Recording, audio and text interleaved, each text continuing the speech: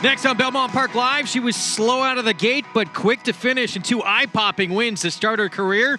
Now comes a big drop in class, trying to return to the winner's circle. Veteran millionaire on the New York circuit, graded stakes winner Stall Walkin' Dude seems to be getting better with age. He makes his 8-year-old return to the races in today's feature. And we'll recap day 4 at Royal Ascot, including a performance by a 3-year-old filly that has everyone talking at the Royal Meets. All that and much more coming up on this Friday Twilight edition of Belmont Park Live. It's presented by Claiborne Farm. 100 years of doing the usual unusually well. Glad to have you with us on this Friday afternoon. Thanks for stopping by. Some great racing coming up. We're going to kick off the Naira Bets late pick 5 sequence. We're 15 minutes to post. Greg Wolf alongside former New York Met, LA Dodger, Paul LaDuca, New York Racing Association handicapper Andy Serling. Maggie Wolfendale joins us in just a few moments in here. Stall Walkin' Dude, he has been around for a long, long time. He actually broke his maiden back in 2013. And he seems like his last start was probably one of the best of his entire career. It's pretty amazing the job David Jacobson has done with the son of City Place. The Darren Gomer, who had his best day beating Cigar. A lot of people forget about him.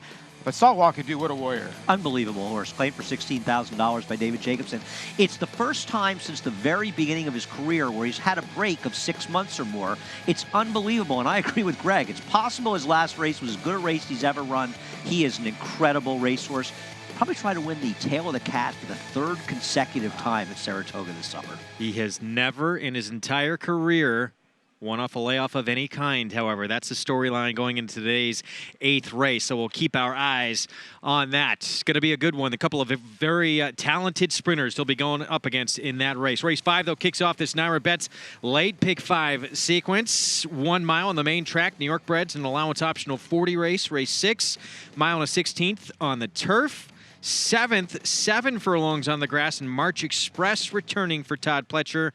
And that 8th race, of course, the return of Stall Walkin' Dude. Get signed up, started, play along, get down to this Naira Bets late pick 5. The only way to do so if you do not reside in the state of New York is with Naira Bets. But great to be part of it. Bet 200, you'll get 200 in your account. You got to use the promo code LIVE to take advantage. See any track, anywhere, anytime. Go to NairaBets.com.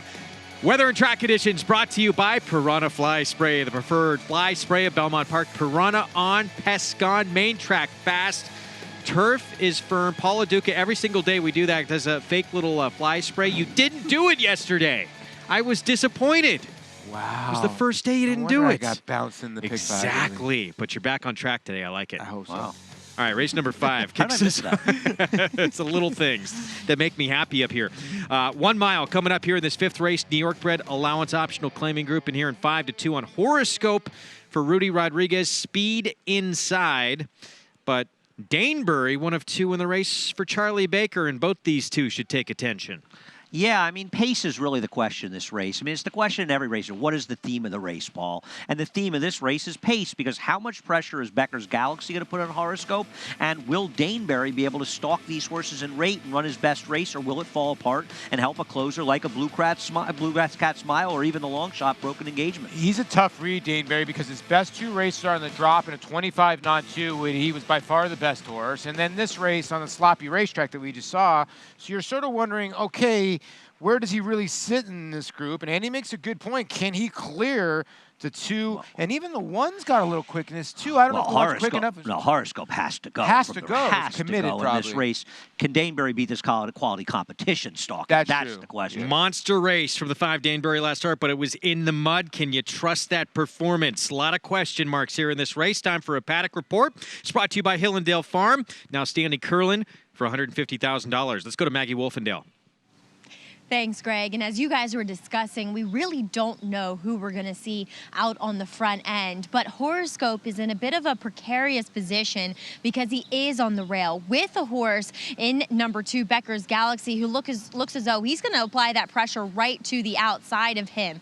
The one thing I can say about Horoscope here in the paddock, though, is now that he is 3rd off of a layoff, he does look the most fit that I literally have ever seen him. And 2, he is forward and nicely on the bridle, so indicating indicating to me that he is sharp. My one concern, though, with him is that they got him to run this absolutely monster effort off of that long extended layoff for Rudy Rodriguez for the first time, where he set a very fast pace and just kept going back at Aqueduct on April 21st. Does he regress from there steadily? We'll see. His last race, it was in the slop, probably not his best surface, and he actually ran pretty well while down on the inside, and the race kind of had that more inside-y flow. Can't fault him here, though, in the flesh, as we'll jump towards the outside, and a horse who was taking a little bit of early play is number 7, Rock Doc, who will try to go beyond 7 furlongs for only the second time in his career, but this time it'll be his first time for Brian Lynch, and I will say that this horse is actually half-sister, who albeit was or is by Take Charge Indy and Take Charge Aubrey. She did successfully stretch out for the first time in breaking her maiden a week or so ago. So at least there's a little bit of pedigree on that bottom side to suggest that he could get it. Now, he is that kind of even build, and he is very laid back in here in the paddock. I don't know where he necessarily fits as far as dynamics are concerned. I'd actually like to see him run the same race that he does sprinting here, going longer, where he just sits behind the early pace, and maybe that'll work out well for him. Physically, he looks tremendous, but then again, Brian Lynch's horses always tend to look that way. Greg? Rock Doc, ooh, the question mark, and that young man will be riding Rock Doc. Jose Ortiz, our reigning Eclipse Award-winning jockey. It's so hard. He's 3-1, and we were talking about it off air, all three of us. So maybe a win because we didn't like him. Based on his record, he's not fast enough to get the lead. He's a major question mark, effectively getting the distance, and he doesn't look fast enough. So I don't understand why he's taking any money. No, I'm with you because when I look at this race, you made a good point. There's speed in here. So then I look down at Rock Doc. I'm like, okay, is he the horse that's going to be passing horses in here? At a mile? No, the 4 is the horse. If I'm going to bet a horse in here at 3-1, which I wouldn't bet the 4 at 3-1 because I think he needs to be a tiny bit higher, but at least the 4 is going to be at least can pass some horses. Bluegrass Cat Smile. Listen, I picked Bluegrass Cat Smile. Maybe he's too obvious. Pick 5, it's a difficult one today. Here's what Paul came up with. Listen, I got to go a little bit deeper probably in the last, but 1, 4, 5 to 1, 2, 6, and 8 in race number 6. 1, 3, 11, I'm picking in race number 7. That is a tough race. I do think March Express is the horse to beat, but, you know, she gets left more than not. Blue Atlas could be a horse to use. I like Held Accountable for a sneaky horse in that race. 4, 5, Wonderful Light, and Stall Walking Dude. And I'm going to try the 7 in the last single mission for Michael Stidham, but that is a tough race. Yes, it is. Good race to single, though. Naira Bets late pick 5, 8 minutes to post. You can go to nairabets.com to get down in the sequence. Let's check in with Maggie now, standing by with a trainer who has 2 in this first leg of the sequence. Yeah, an interesting kind of dichotomy between these two horses that you, Charlie Baker, send out. And Charlie, let's first talk about Daneberry. Is he a horse that you think absolutely needs the lead to win, or do you think he can sit off of it? He is drawn in a pretty good spot towards the outside. I think he can sit off it. I mean, he did it against lesser company first time we won with him, but there was a significant less company, and I pretty much think he can sit off it. And do you think he's the same kind of horse, though, on a dry track as a sloppy track? He's a nice horse, and I think he's coming around to where he's running his best right now. But the sloppy track race is a big race for him, but I think he's just as good on a dry track. Quickly, I hope he's just as good on a dry track. Bluegrass Cat Smile, though, he seems like the one that might be able to take advantage of the pace if it comes back. Yeah, he's a kind of in and outer. You never know what you're gonna get with him. If he runs his last race, he's definitely gonna be tough. But he doesn't give you it all the time. So we're kind of hoping he comes back and runs a good race from last time. All right, well, fingers crossed, Charlie. Best of luck, and thank you. All right, thank you. All right, Greg. Awesome, thank you. Well, we saw a horoscope go by for Rudy Rodriguez. Here's the two Becker's Galaxy. Just left our picture with Kendrick Carmouche for David Canizzo off the claim. Broken engagement, 2 for 3 at Belmont. If you like him, and he's one of the few closers in here, you would hope that he hated a sloppy track in the last 2 starts. I do. I think he's interesting. Bluegrass Cat Smile, 15 of 30 times been in the exacta. Yeah, he's an honest horse, and he should be part of the equation. Look for him late here at 7-2. Daneberry, if he does return to what he did in the mud last time out, he wins this race. Took advantage of a speed bias last time, but he's a good horse, and he's run well on dry tracks, and I think he can rate too. And Rock Doc the 7 stretching out. Jose Ortiz aboard for Brian Lynch. We covered him before. He's taken an awful lot of money. Maybe people know saying we don't, but on paper, he's a little hard to make.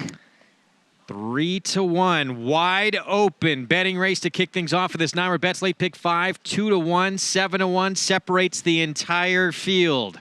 Our favorite, you're looking at him, horoscope for Rudy Rodriguez. Gate to wire off the layoff to win 2 starts back. Can he do it again? We'll find out when we come back on Belmont Park Live.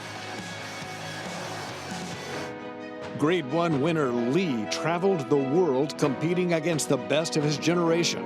A graded stakes winner on both dirt and turf, he set a new track record in the Grade 1 Don Handicap and retired with earnings of more than $2.3 million. With his much-anticipated first foals hitting the ground this year, the sky is the limit for this promising young stallion, Lee, at Claiborne Farm. His record-breaking accomplishments on the racetrack paved his way here to the Stall of Legends. Now retired to stud, we welcome the dawning of a new era as this esteemed champion hopes to stake his claim to immortality. His blazing speed and striking good looks have been passed down to his remarkable first foals. Foals that will carry the flag of their famous father and one day hope to break records of their own. Medication-free and undefeated in sprint competition. Run happy, standing at Claiborne Farm.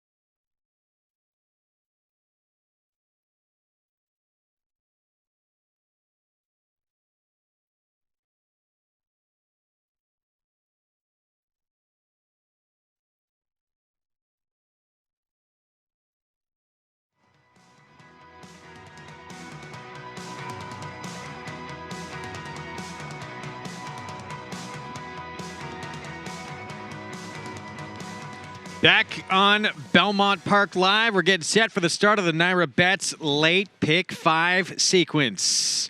Just 3 minutes to post, and a puzzler to start things off here in race number 5. 1 Mile New York Breds, allowance optional claiming group in this spot. And here his horoscope. Came back off a year's layoff and ran a lights-out monster effort to go gate to wire for a win. And last time he got buried down. I mean, he was a little off the rail, but he ended up drifting towards the inside. And the best running in the slop that day was done outside. He's sort of that question, Paul. What do you do with a horse that you're pretty confident is the most talented horse in the race, but you're concerned that the race won't set up well for him? Yeah, I don't know. That's a good question. You know what? When you look at his races, it seems like the faster he goes up front, the better he is. So maybe it's an advantage for him to just go. You know, the race he went off the layoff a year in, 3 days, 4 days? He went 109 and kept going. So that's what he's going to may have to go today. But Becker's Galaxy's got a lot of speed, as does Danebury and even Rock Doc. I just don't know about the price. 2 to 1's a little low. Meanwhile, broken engagement. He's 2 for 3 here at Belmont. It's second off the claim for Leah Germati and has some intriguing races to go back to. He does, and he's a closer in a race that could feature a fast pace. My problem with him, and I would never talk anybody off a price. If you like him, you should bet him, is Michael Dubb and Rudy Rodriguez gave up with this horse 2 back when they let him go for $40,000. Then he's laid up for 4 months after that race. I just don't like the intangibles. Well, you make a great point because I'll tell you why. I'll tell you why I don't like this horse. And if this horse wins, I'd actually put on the dunce cap. The nose win was 30 cents on the dollar, and it was an off-the-turf event. And then the horse was 6-5 when they dropped the horse in for 40 and lost by 7 1/4. I think he's going backwards. You see twist, but he has talent, obviously. Like after that odds-on win, second at Twisted Tom by a half length, and the New York Derby and the Albany ran okay against him again. He's got talent. If they all ran their best races, he's the only horse in paper that could beat Horoscope. But it's hard to believe he's going to run his best race. Well, Danebury, I think, if he runs his best race like he did last time out, maybe he could win this race. For more on Danebury, the 5, let's go to Maggie.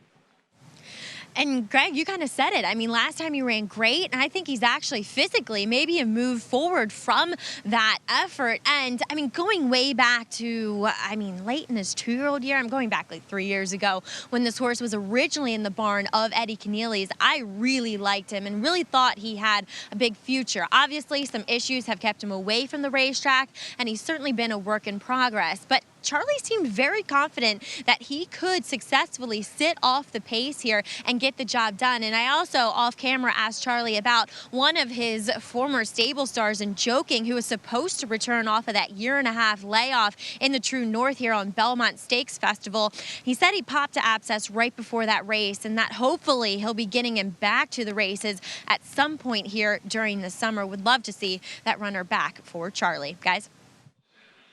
Maggie, thanks. You saw the interview, of course, with Charlie Baker, giving us the good stuff, the off-camera stuff. That's what I want to hear. Charlie Baker's a terrific trainer. He's got, of course, the 4 and 5 in here. They could conceivably run 1-2, and really seeing Charlie Baker have 2 great meets at Saratoga in a row, and that's what captures a lot of people's attention. Well, there's one of his runners, Bluegrass Cat's Smile. 3 starts back, was in the winner's circle. And that was off a little bit of a laugh. 0 for 4, though, here at Belmont. But, yes, both major contenders in this race. You see Mike Leslie aboard there getting those goggles situated. He steps in line, but the favorite will be Horoscope from the rail, the 1 horse for Rudy Rodriguez. Will he be alone on the lead? There's lots of other speed in this race, but he is very quick. Naira Betts, late pick 5. It begins right here. Let's send it upstairs to the voice of horse racing's Triple Crown for the call, Larry Colmus. Rock Doc moves into line. They're all in line, ready for the start. They're off. Rock Doc on the outside, Daneberry, and from the rail, Horoscope. These 3 out for the lead together. And they open up 2.5 lengths on Becker's Galaxy, who sits back and runs in 4th in the early stages. Bluegrass Cat Smile and Broken Engagement together at the back. 6 lengths off of front-running Horoscope. Horoscope the leader by a neck. Daneberry second, Rock Doc third on the outside. The first quarter up in 23.47 seconds. And Broken Engagement is taken 4th on the inside of Becker's Galaxy. Bluegrass Cat Smile at the rear of the field, 5 lengths off of Horoscope, who continues to lead the way toward the far turn. Daneberry continues to put on the pressure, and Rock Doc is third on the outside of them. They make their way into the turn with these 3 still going at it through a half mile in 46.16 seconds. It's a break of another 3 to Becker's Galaxy. Then comes Broken Engagement on the inside, and Bluegrass Cat Smile is full out at the back of the pack. 3 of them continue to go at it. Rock Doc on the far outside, Daneberry between. Horoscope trying to hang in there, but losing ground to the top 2, and now put to the whip in 3rd. Becker's Galaxy is next. Bluegrass Cat Smile, and the trailer is Broken Engagement. They're into the stretch, and it's Rock Doc. Rock Doc on top. Rock Doc opens up 2. Daneberry second on the inside, and Becker's Galaxy has moved up along with Bluegrass Cat Smile. Past Horoscope is now back running in 5th. It is Rock Doc and Jose Ortiz, and they're coming home on top of Bluegrass Cat Smile, who rallies late for second. Rock Doc to win it. Bluegrass Cat Smile took a while to kick in, but was second under the wire. Then Daneberry and Becker's Galaxy in 136.19. Rock Doc with the win on the stretch out and wins convincingly here for the Brian Lynch barn. I don't think there was a stride during the running of the race when you didn't know this horse was going to win.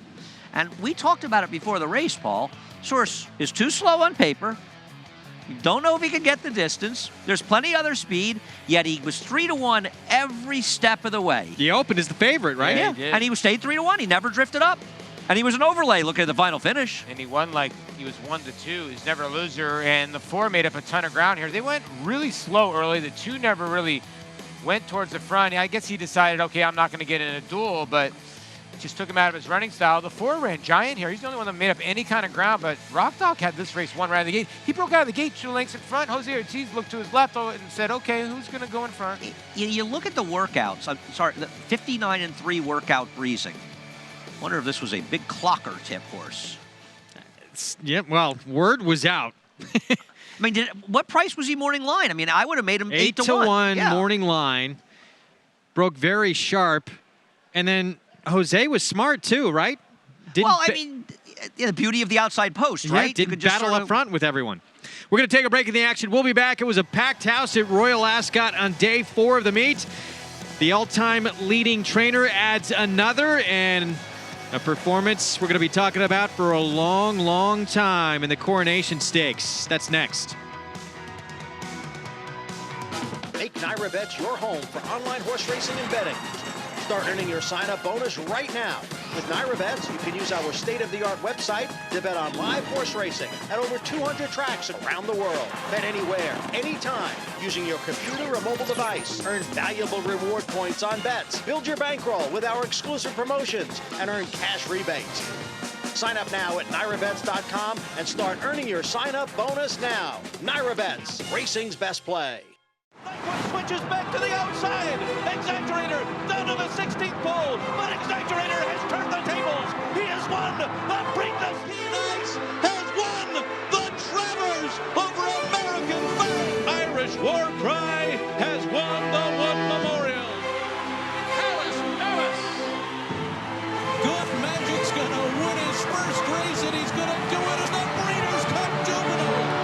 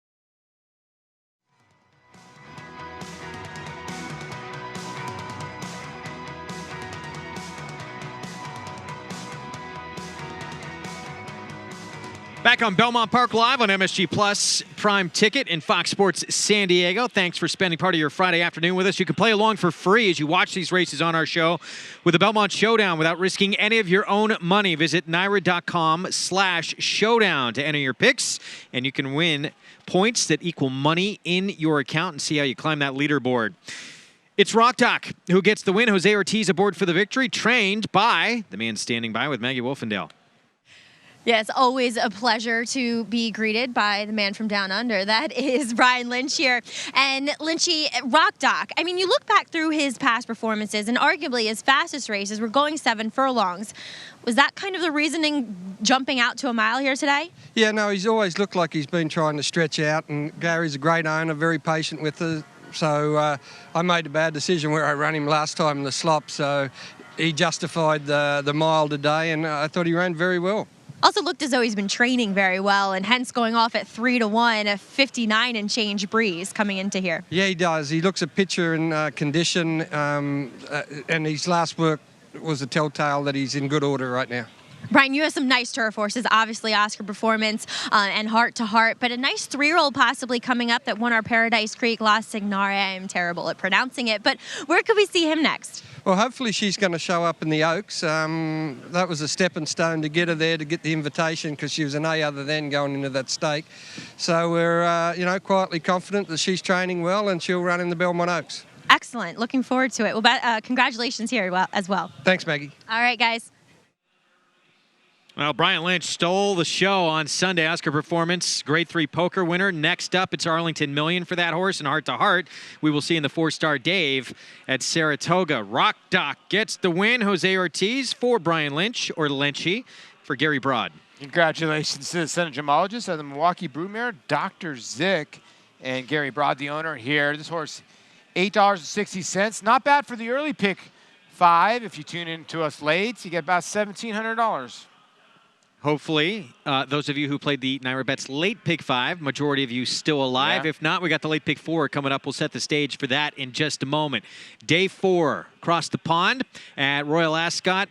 Wesley Ward was trying to get more on the board. Unfortunately, in the Albany, had Stillwater Cove setting the pace, would fade late. And main addition for Mark Johnston with James Doyle aboard, now remains unbeaten, Andy. 3 for 3, had a nice win at Goodwood last time and just really put in an excellent effort here. This wasn't quite as bunched a finish as we've seen in some of these other 2-year-old races with massive fields, but earned it the hard way and a promising youngster. Now, Johnston also has high hopes. He's going to have Natalie's Joy facing the boys in the Chesham Stakes on the final day of the meet tomorrow. But main addition remaining perfect with that victory in the Albany.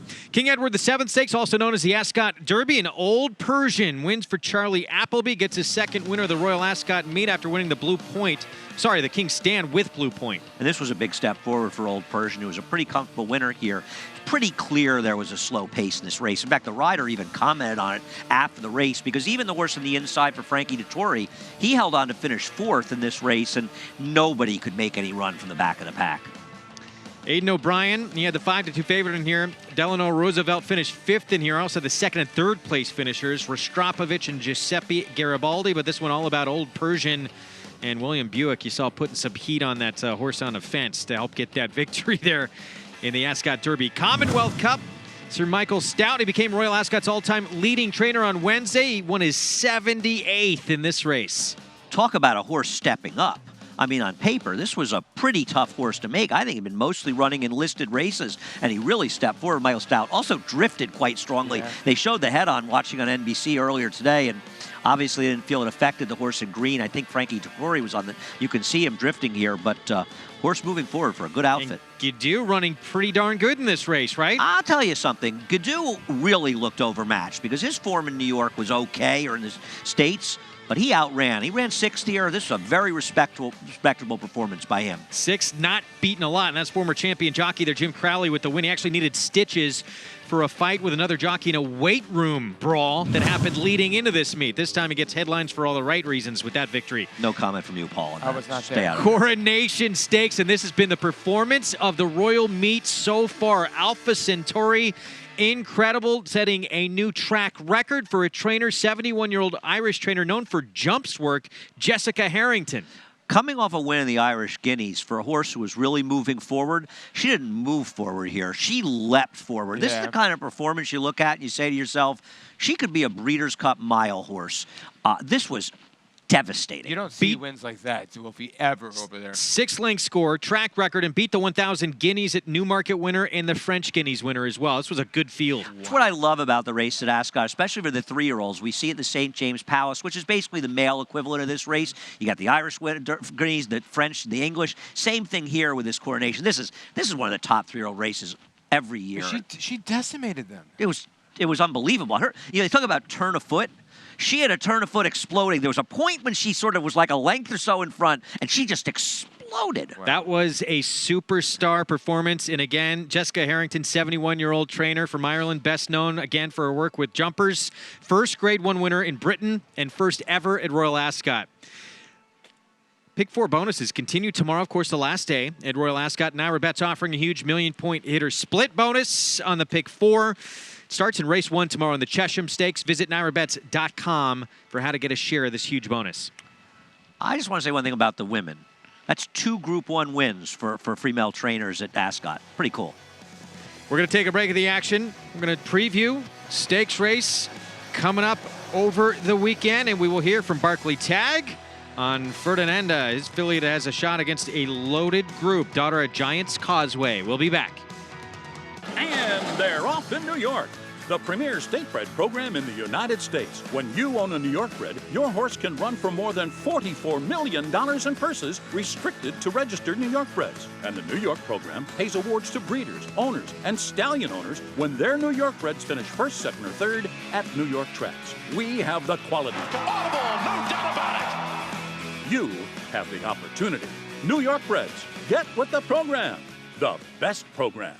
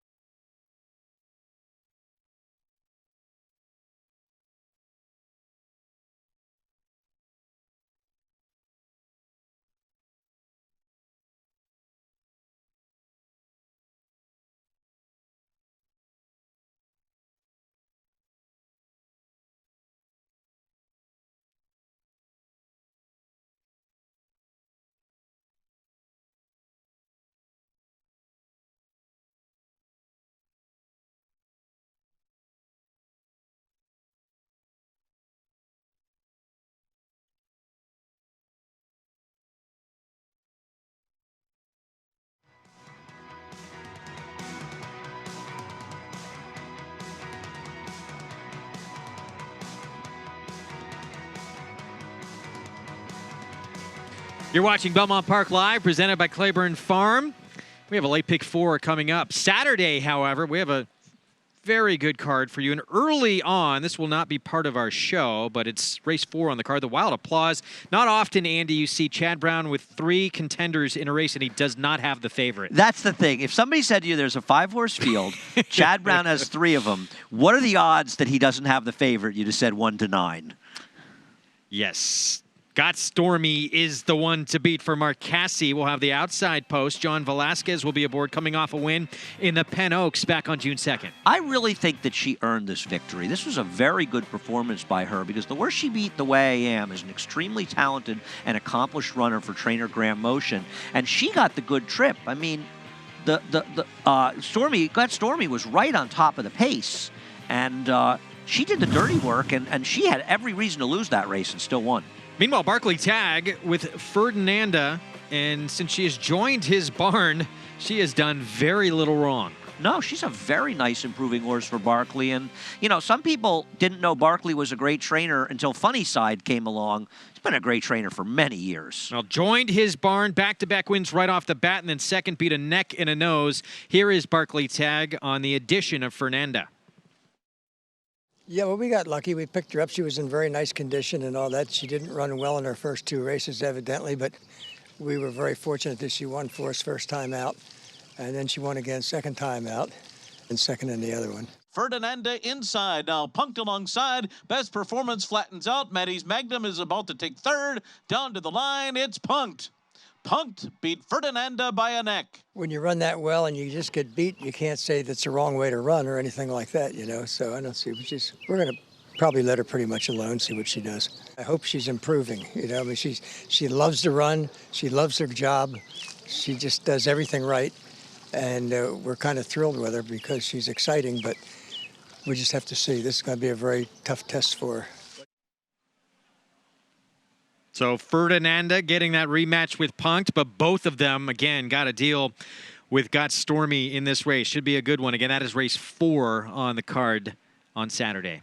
Looking forward to the card tomorrow. Some interesting races. Good racing this weekend. Sunday's card came up really strong. We're going to have a great show on Sunday. By the way, in the Wild Applause, it seems like Bertada's getting dismissed a little bit in there. And that's going to be their price. 1 turn, 7 furlongs for her. Feels like that might be her best distance.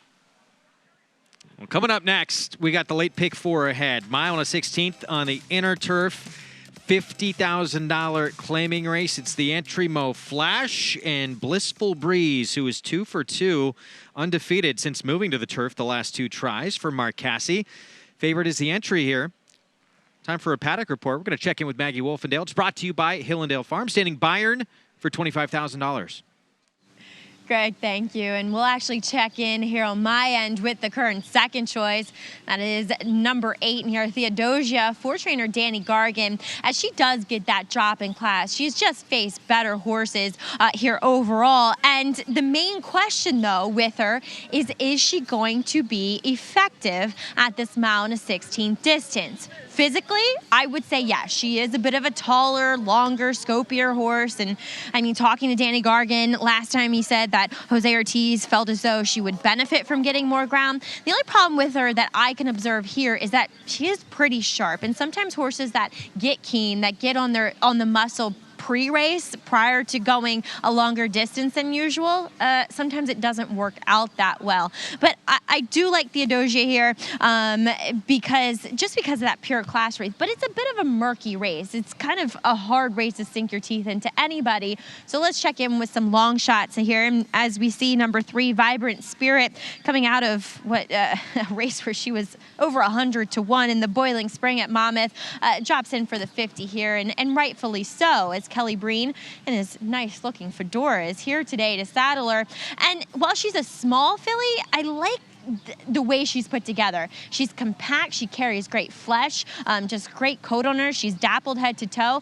I just thought maybe at a price she was one that looks as though she's doing well heading into this effort. And then one trying the turf for the first time, who as of now, early in the wagering, Karen's Gem, is taking a little bit of play here for Jeremiah Engelhardt. She's a gemologist. they're okay on the turf. It's not a overwhelming positive influence or negative influence either way. But she is a half to Jan's Reserve, who he himself was okay on the turf, but that was the only horse. And while her frame may say she might take to it, she doesn't really have the foot, to be honest, to say that she should really love it, because she's very up and down, straight up and down through her pasterns and feet. So I'm not totally sold on it here overall, but she goes out for very dangerous connections and Jeremiah Engelhardt and owner Jimmy Riccio. Greg? I love that fedora. That is a nice look. In the 3, Vibrant Spirit. Speed, that seems to be the way to go for this filly, but there's speed inside and outside of her, all right in a row. Intriguing 6th race coming up. We'll talk more about it and the post parade when we come back. Mastery retired undefeated, winning his 4 starts by a combined 20 lengths. A 6-figure September sale purchase, he won impressively in his 2-year-old debut at Santa Anita. From there, he captured the Grade 3 Bob Hope Stakes and completed his juvenile campaign with a dominant performance in the Grade 1 Los Alamitos Futurity. At 3, the top-rated son of Candy Ride sizzled in the San Felipe, running a 105 buyer and winning by open lengths. Mastery, new for 2018 at Claiborne Farm.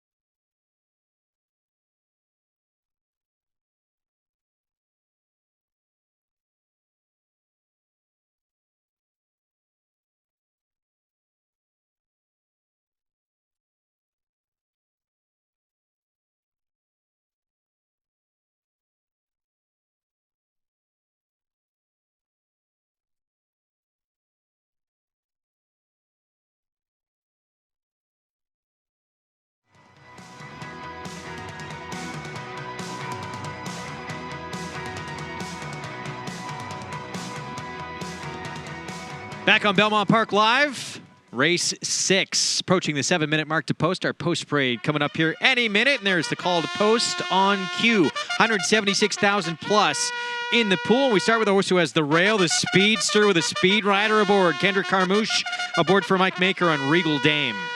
She's got speed, but there's others of speed here, and frankly, she had no excuse to lose 2 back.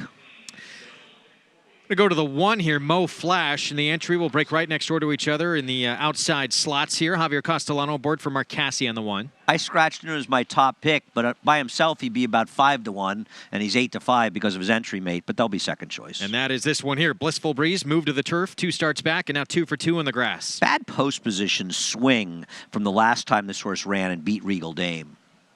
Vibrant Spirit, the 3 we see next. We saw that nice fedora from Kelly Breen. Irad Ortiz Jr. aboard and more speed here. This one appears to be overmatched on paper.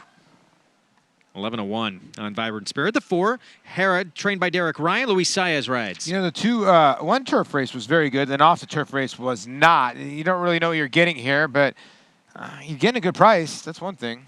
First on the turf for Karen's Gem. Joe Bravo rides for Jeremiah Engelhardt. Listen, Pine Bluff on the bottom side usually means there is some turf there. So Jimmy Riccio and Jeremiah Engelhardt are a good team here at 9-2.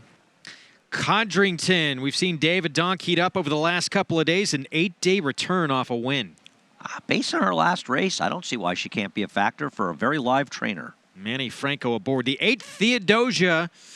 The 1 to beat here for Danny Gargan. Jose Ortiz rides. You know, it's pretty amazing that this horse was 122-1 in a little stakes race at Santa Anita 3 starts ago and is 3-1 today. Drops out of an allowance 80 race last time out. So this is an easier spot. probably going to wind up being the favorite by the time that we hit post time here. But right now on the board at 3-1. Let's take a look at Blissful Breeze. We mentioned 2 starts back, moved to the turf, broke through, got a win on the grass first try in a maiden Clemming event spring, then stretched out and won again, getting by Regal Dame, who had the lead all by herself in this race. Well, she got in that very comfortable spot in a 5-horse field when she just really sort of was always there because there was no one else to be there, if you know what I mean. Now, you could argue, okay, she's rates to get more pace in this race, and maybe that'll help her find an easier spot. But it's a tough outside post on the inner turf course, and I just think there's other more interesting players. I'm not sure who they are, but there are. They're in there. The way, it starts here, Paul, the way this is configured on the inner turf, terrible post. Yeah, it is a terrible post, but you got to give the filly a little bit of credit first time going long on the turf. You know, Regal Dame, when you watch that replay, I remember she sort of took a bad step in there, and then the Blissful Breeze came back and got her. Now Regal Dame came back 15 days later and did win. I get it; it was on a sloppy racetrack, but it's still a W. So it's, you know, Andy, I think this is an intriguing call. Okay, so she probably should have won that race 2 back that we showed you, right? But just missed. But now, obviously, there's other speed in here. It doesn't set up. But Kendrick inside on this inner turf. I bet her 2 races back. I thought she was the biggest steal of all time. Mostly because I hated La Pluie Belle, who finished 3rd, who was the favorite. She had absolutely no excuse to lose that race. I mean, she was controlling on the front end, walking along, and she got ground down by Blissful Breeze. I can't bet her ever again on the turf. I know she's a big price. If you like her, you should bet her. But isn't she supposed to get pressed from Theodosia, the 8? Yeah, you just never know anymore because and the horse from goes the horse lead, next door. Back. Yeah, and here is Theodosia for Danny Gargan. Big drop in class, been facing a lot better.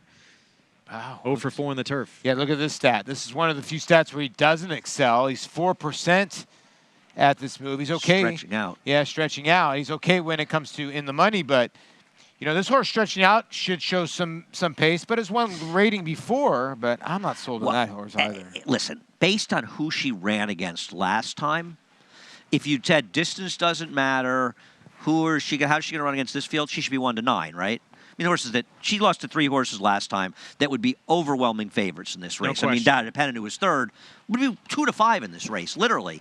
But I just don't trust her going longer. But she can win. Yeah, and those statistics don't inspire a lot of confidence. Meanwhile, Codrington, David Donk, Maggie Wolfendale's had a chance to talk to him quite a bit over the last couple of days because he's starting to win a lot with more on Codrington. Let's go to Maggie. And a guy that I absolutely love talking to and seeing in the winner's circle, Greg, as Codrington is coming off the back of a win, as you said, only 8 days ago. But Codrington, this isn't the first time she's kind of run successive races in back-to-back fashion. If you look at her Saratoga form, she first ran on August 2nd, then 8 days later she comes back to improve, in which both of them were good fields with Marsh Express and Blue Atlas in there, who we'll see coming up in a bit here. And then 15 days later, she comes back and does win. So I think maybe this is just where she belongs, and Dave Donk is firing when the iron is hot, and she's a filly that does react well to doing this. Some horses, especially fillies, they need their time to kind of recover and recoup after races. But Codrington, I think she might be actually the opposite, that she thrives on her racing because physically she looks great. She's carried her weight well from one race to the next, and out here on the track warming up, she just moved beautifully. Just a very fluid stride to her, nice bounce to her step as well. I think Codrington could be a horse that's kind of in that mid-price range that could be just in the right kind of form right now, guys. Yeah, she's intriguing. Good points Maggie brought up there. Has done this before and run very well. And look, go way back. First time this horse was on the turf, ran against March Express, who we're going to see coming up in the very next race, who won a stake out of that performance. And Blue Atlas was in that race as well, who's coming up in the 7th also. And I think probably the very best point, I think Maggie made nothing but good points, but I think the very best point she made was the price. Why is this horse 5-1 in this race? I mean, she just feels like a horse that can win what, in my opinion, was as complicated and difficult a handicapping race as I've seen in a long, long time. This was thought that 5th was easy. No, well, I couldn't. I didn't like Rock Dock. Yeah. there's a difference between whether or not your opinion's right. My opinion's right or wrong. Even the best handicapper in the world is going to have a terrible opinion a lot of the time. The point is, you try to learn from handicapping, things you've seen in the past, use it for things in the future. But looking through this race, I just had trouble saying, I know that Theodosia is the best, most talented horse of the race. I just don't trust her the distance. Meanwhile, first on the turf, a new face to make it even that much more difficult a race here. But you mentioned the Pine Bluff on the bottom side, Paul, makes this one intriguing. Yeah, for a horse to be cut in half, first time doing something is just showing you. I know there's a scratch in here, but it's just showing you that what do you the mean public cut is in trying. Half? What do you mean cut in the half? morning line? Oh, that the public's trying to land somewhere, and maybe they're taking a shot with a horse first time on turf. These are very sharp connections, and I think your point is well taken. The thing is, her dirt races make, if you say, some people are not surface dependent. I believe surface means everything. And they look at her and they say, well, she's fast enough to win this race, but we don't know if she is in the turf. But these are sharp connections. She's a half the 2 turf winners, but they were dirt horses that happened to win on the turf. They didn't improve in the turf. They just won because they were talented. I think she's got to improve a little to win this race in the turf. She does. Well, she has to improve. She does. And maybe the turf will move her up. You're not facing a field of stars on the grass in this race by any means. Listen, I picked the 5-horse Alley to Calvary in this race, who would have been about 35-1. So I obviously think just about anyone can win this race, the 5 scratched. But is there a possibility we're just making this race too difficult? I mean, Theodosia, as you said, faced so much better. Well, I liked the 1 and ended up scratching into the 1 and did the worst thing in the world. I'm getting terrible value because they're betting the other half the entry. Let's send it upstairs. Larry Colmus with the call, start of this late pick 4. Ready for a start. They're off. And Regal Dame is sent out of there from the inside up to grab the lead. Hera came out running in second. On the inside is Vibrant Spirit, who settles into stride in third as they head to the backstretch. Theodosia follows in fourth. And now moving up on the outside of horses, tracked by Codrington, Blissful Breeze on the outside. And then it's Karen's Gem, and Mo Flash is at the back of the pack. Regal Dame intent on the lead here and has it by 3 through a 24:04 first quarter mile. In the clear from Hera, running in second by 2.5. Theodosia is third. Vibrant Spirit fourth on the inside. And then comes Codrington. Karen's Gem on the far outside. And Blissful Breeze 5 from the front. Mo Flash is 7 lengths off of this front runner. And now the lead just 3/4 of a length as Kendra Carmouche gives Regal Dame a breather up the backstretch. 47.57 the half mile. Hera's right there, 3/4 of a length behind. Theodosia, third outside of them. And then it's Vibrant Spirit, Codrington, Blissful Breeze, and a 4 wide Karen's Gem. And far, far behind is Mo Flash.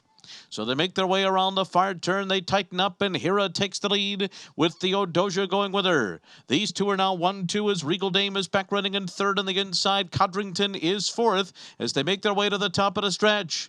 Hera and Theodosia. Theodosia on the outside. Hera toward the rail. Codrington a length and a half behind them, trying to close in. Final furlong. It is Theodosia. Hera fights on inside. Codrington closing on the outside. It's Hera, Theodosia, and Codrington, the 3 of them coming down to the line. Hera to the inside, has it down to the finish. Hera over Theodosia and Codrington, and Regal Dame was fourth in 141.27. Hera with the victory in a hard-fought stretch here. Gets the job done. First win on the turf. Hadn't hit the board in 2 prior starts. Well, DQ'd out of a win, DQ'd out of a win, to be fair. And listen, as I said before, anyone could win this race. I'm not surprised. I mean, I didn't pick her. I didn't like her, but I'm not shocked she won, Paul. No, there was upside here, right? She earned this victory, too. Let's be fair. She looked like she was going to squall it up from the top of the stretch home, and she didn't. This horse was 47 lengths behind last time, but that's what Andy was saying. Off the turf. You got to ignore and draw a line through off-the-turf races. Man, she showed some heart here. I'll tell you what, the 8 got the bobs of all bobs, but I think was never physically in front of the 4. Right there, but never in front of the 4. And we're going pretty nice here if you're alive in this NYRA late pick 5. I mean, listen, I didn't pick her, so I'm not trying to red 8 hung bad. 8 hung bad. And yeah, Theodosia had every opportunity to get by here. How about Codrington? Yeah. The 7 Codrington looked like she was going to swoop by these horses and win for fun. She barely gained in the stretch, and I agree. And I really think that Theodosia, I know you could argue, well, she only lost by a half a head. She got the distance. She didn't really get the distance. She got the distance, she would have won. Yeah. My thing is when you have 2 horses and the horse in front's on the wrong lead and they still can't go by, and even on the gallop out they still can't go by, you got to give credit to the 4. Got the job done. 16-1. She was best. She was this best. This was not a horse that got lucky to win. This horse was best. Because here's the internal fractions are 47. Then they went sub 23, and they went pretty quick. So she did not slow down. She fought back. 4-8-7-2, 16-1 winner here to start off. The late pick 4, Luis Saez. Well done for trainer Derek Ryan and Eagle View Farm. Dadarv Kentheros gets the job done here in race 6. We'll be back with prices set up the 7th when we come back. His record-breaking accomplishments on the racetrack paved his way here to the Stall of Legends. Now retired to stud, we welcome the dawning of a new era as this esteemed champion hopes to stake his claim to immortality. His blazing speed and striking good looks have been passed down to his remarkable first foals. Foals that will carry the flag of their famous father and one day hope to break records of their own. Medication-free and undefeated in sprint competition. Run happy, standing at Claiborne Farm. Make NyraBets your home for online horse racing and betting. Start earning your sign-up bonus right now. With NyraBets, you can use our state-of-the-art website to bet on live horse racing at over 200 tracks around the world. Bet anywhere, anytime, using your computer or mobile device. Earn valuable reward points on bets. Build your bankroll with our exclusive promotions and earn cash rebates. Sign up now at NyraBets.com and start earning your sign-up bonus now. Get a $200 new member sign-up bonus on NyraBets.com.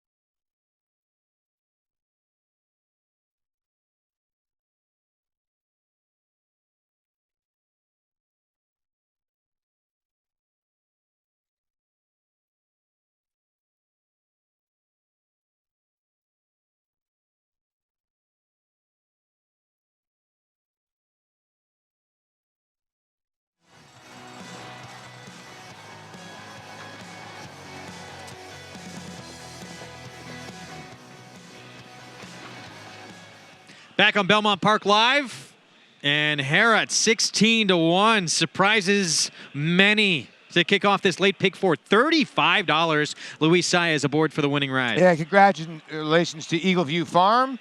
It's a filly by Cantheros out of the Wild Zone mare, Wild Meggy Meg, and now 2 for 5 lifetime. And you're right, to start off that Naira late pick 5, you're going to get about $122 double and leave that 50 cents at the window. Let's go downstairs to Maggie Wolfendale.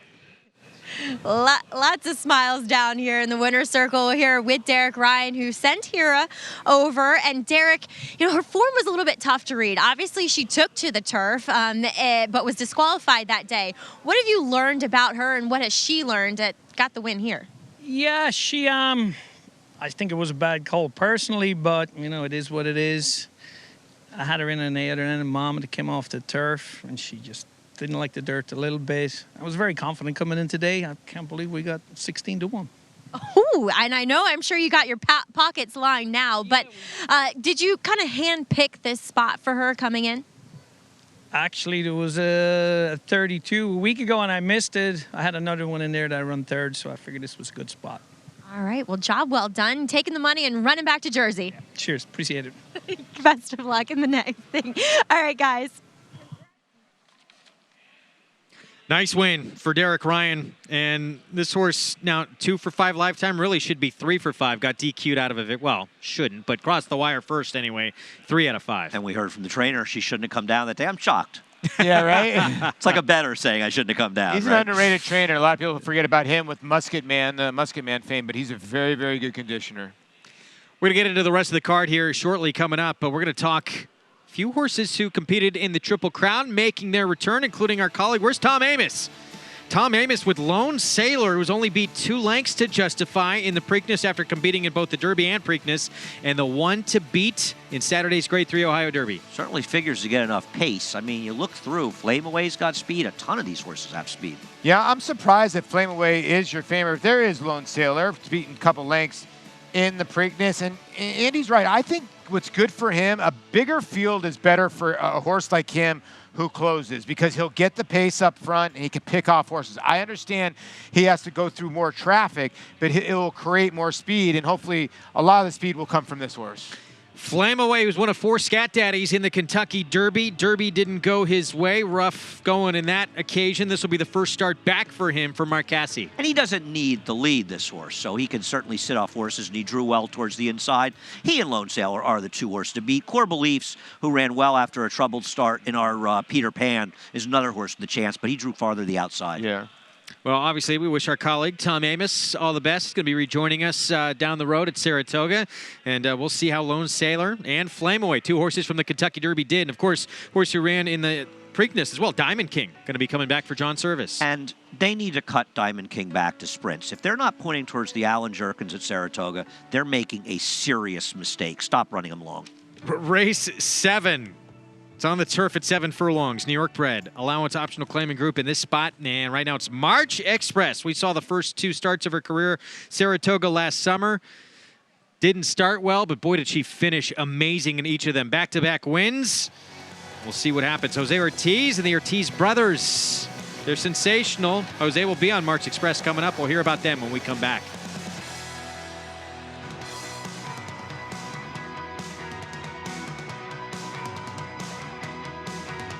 Make NyraBets your home for online horse racing and betting. Start earning your sign-up bonus right now. With NyraBets, you can use our state-of-the-art website to bet on live horse racing at over 200 tracks around the world. Bet anywhere, anytime, using your computer or mobile device. Earn valuable reward points on bets. Build your bankroll with our exclusive promotions and earn cash rebates. Sign up now at NyraBets.com and start earning your sign-up bonus now. NyraBets, racing's best play. Kentucky Derby winner Orb was the leading freshman sales sire of weanlings, yearlings, and 2-year-olds. On the track, his runners have scored on both dirt and turf, including Orbelution, stakes performer Scrapper, and TDN Rising Star Explorer. In the sales ring, his progeny continue to sell well beyond his stud fee, including the $1 million co-sale topper at Saratoga. Classic winner, classic pedigree, classic results. Orb, standing at Claiborne Farm.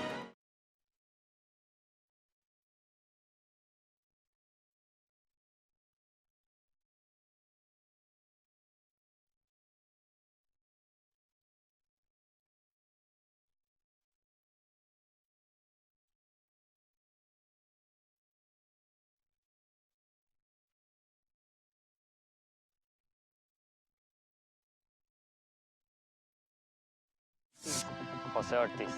We are professional jockeys.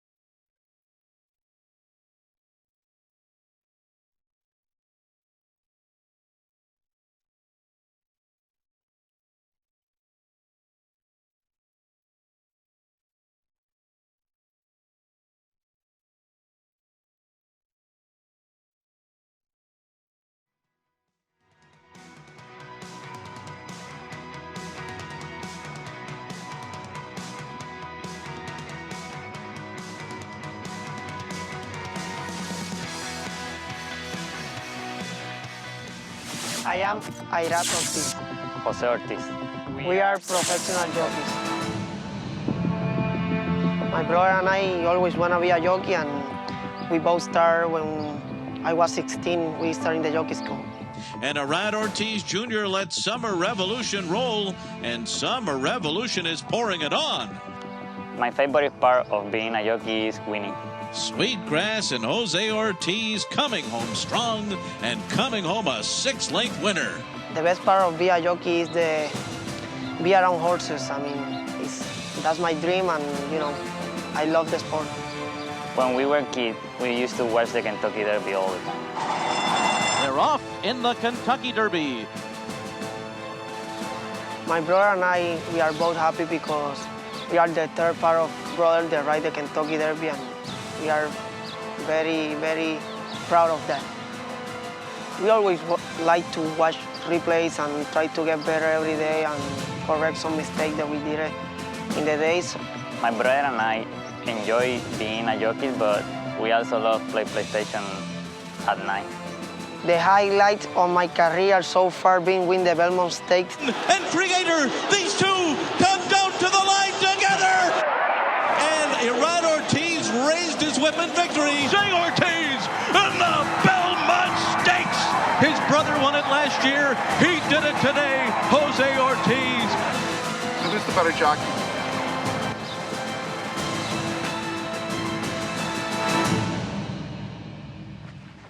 These brothers are incredible.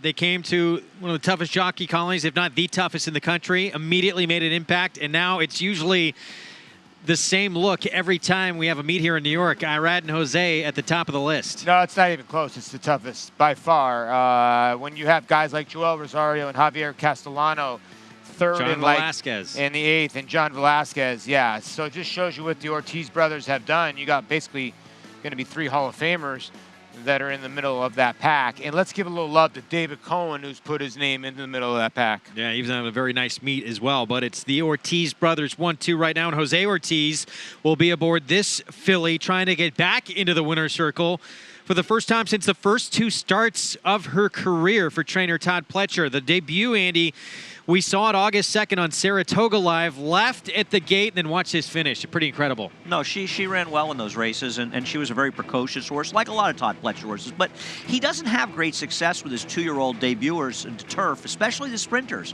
And she's a very nice horse and won her second start a short time later. I think the question with her is not as much her precocity, because she ran well in that race last time she ran the grass. Is she going to be effective with that closing kick as they stretch the distances out to 7 furlongs? That was a win at 5.5 furlongs. That made it even more impressive to win like that, get left and win at 5.5.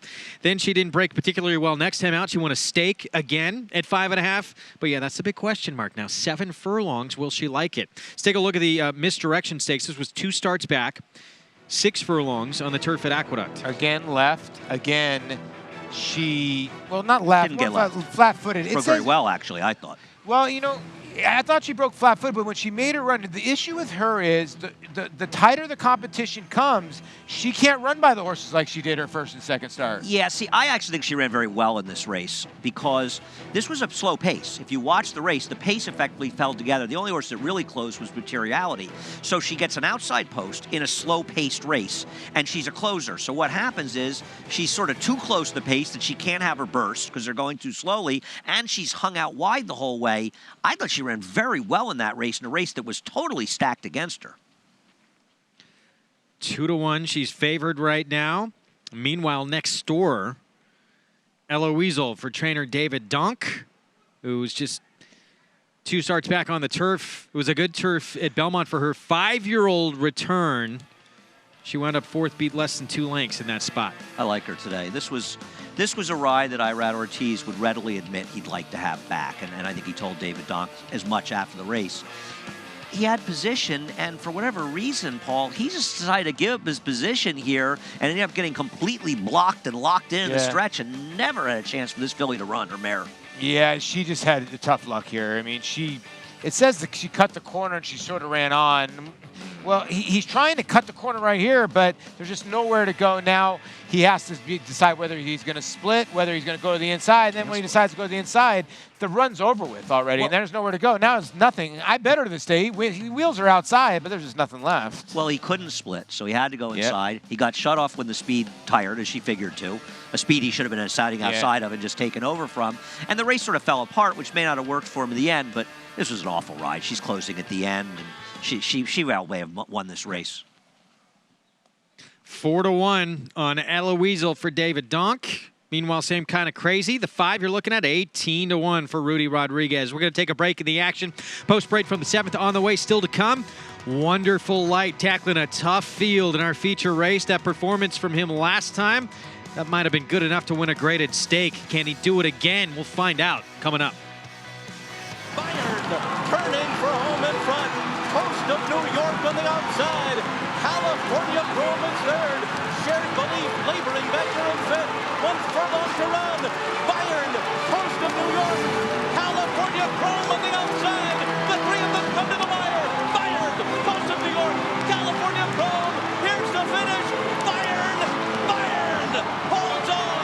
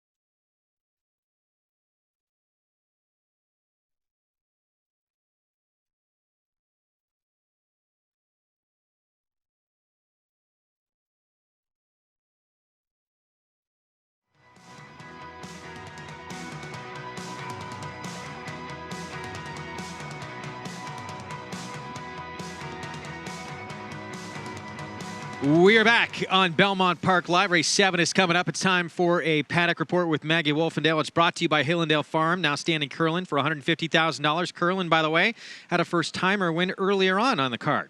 To Maggie. A very impressive one as well. Tigalalu for Mark Henning.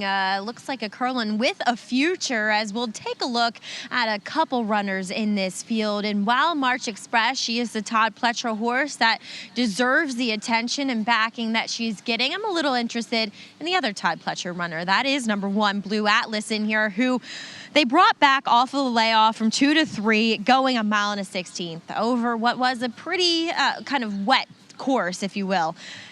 I just feel like they were just giving her a race. Sent her to the lead, get as much out of it as she possibly can, knowing that she can't really be that competitive going that distance. Now she cuts back. She's super fit in here. She's built just much more of a sprinting type. Then again, the 7 still might be a stretch for her overall, but still, this is a much better spot for Blue Atlas. And I just like the fact that she has that kind of tightener race under her belt, second off the bench here. Next, we'll move on to a horse who's coming off quite the layoff. It's been over 18 months, so I can't do the math quite well. It's, I guess, 20 months nearly, 21 months since we've seen Kundre back at the races, and she'll make her first start here for trainer Jonathan Thomas. As we've said earlier on the show, he is a trainer certainly that is paving his way with an awfully bright future. And Kundre, for considering that layoff, looks so fit. I mean, she is so well defined. It looks as though she ran 2 months ago instead of 20-something.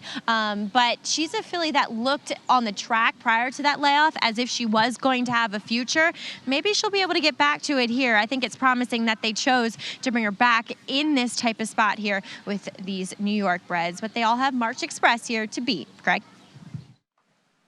Yes, they do. Thank you, Maggie. March Express remains the 2-1 favorite in here. You can get signed up, started, and play this race coming up by going to NyraBets.com. Bet any track, anywhere, anytime.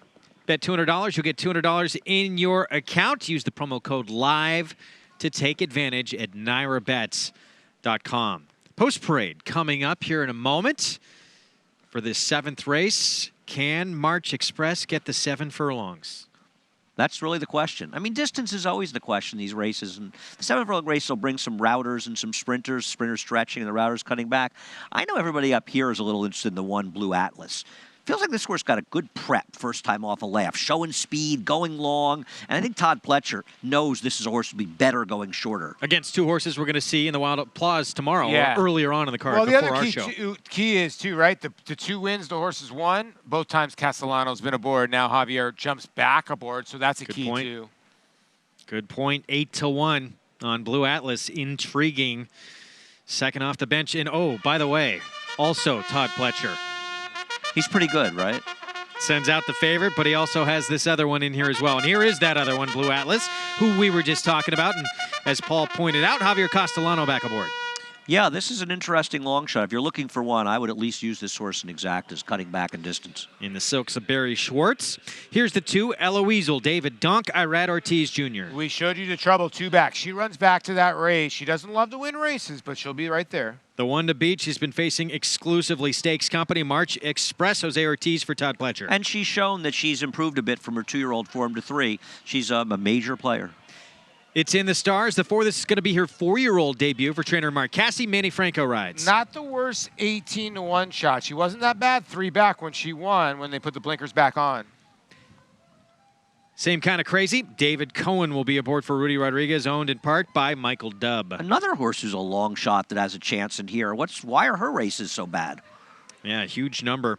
Sandy Bell, the 6. Jose Lezcano for Rich Schosberg. Speed with the 6. Yeah, you're right. That is the key. Speed, speed, speed. She might be a better dirt horse than she is a turf horse, but she's probably going to be in front in here. Yeah, never won on the turf. In fact, 2 races taken off was a winner. Kundre, Jonathan Thomas. Maggie loved the way this one looked on the comeback. Tough to win off 21-month layoffs, but she's got talent. You do wonder if it's a bit of a prep to stretch out, probably in Saratoga. And we return, 4-year-old debut for Belle of the Spa. Dylan Davis aboard for Bruce Brown. Well, this is a tricky read. This filly has been better on turf, but never been around 1 turn. Might improve. Some nice runners in her lines, too. You see a 3rd to Dizelle a few starts back. Tis Now Smile, Eric Consell for Charlie Baker. Tries the turf for the first time. She comes from a much better dirt family. And held accountable first time she ran. She went 5.5 on the turf, and she won at Saratoga. This is her 3-year-old debut. Up on this stage, 2 people like her and 1 doesn't. I don't like her at all based on her 1 turf race. I think she's overbet because she's been running in stake races. 5-1. She is taking money in here. And here's the 7, though, Kundre. Again, Maggie said this horse looks a lot fitter than you would think for a horse who's been away for so long. With more, let's go back downstairs to Maggie. And that's the truth. And here with Jonathan Thomas sending out Kundre. Jonathan, she just looks as though she has not missed the time that she has away from the racetrack. How is Kundre coming into this? She's coming into it well. You know, she's the fortunate recipient of being owned by George Strawbridge, who is as patient and, you know, thoughtful about a horse as they come. So we've really taken a lot of time with her, but, you know, she seems to have responded well to the last 6-7 months of training, and you know, she's been breezing well, so we're excited to get her back. And I'm going to blow you up here for a second, but you did say that she was training with Catholic Boy, and kind of enlighten us on him. He's such a nice 3-year-old that you are pointing to the Belmont Derby. Yeah, he, you know, we're thrilled with his effort here, and equally as thrilled as how he came out of it. You know, he's up at Saratoga. He's subsequently had 2 breezes, and both of them have been good. Mm-hmm. And I actually worked this morning, and you know, everything seems to be going pretty smooth so far, which is not always the case. This is true. This is true. Obviously going to be one of the favorites heading into that. But you had a horse that wasn't the favorite yesterday in Osare, a half-sister to Arrogate. Talk a bit about how you acquired her and her progression to getting to the winner's circle in just her 2nd start.